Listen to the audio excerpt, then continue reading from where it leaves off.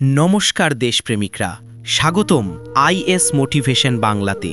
এটা শুধু একটা চ্যানেল নয়, এটা এক আন্দোলন যেখানে লক্ষ্য একটাই, দেশকে আবার গর্বিত করা।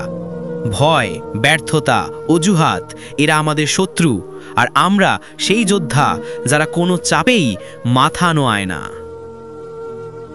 নেতাজি সুভাষচন্দ্র বসু বলেছিলেন, জাতি যখন ঘুমিয়ে থাকে তখন একদল মানুষ ওঠে জেগে। আজ আমরা বলি, এসো জেগে ওঠো, কারণ লড়াই এখনো শেষ হয়নি।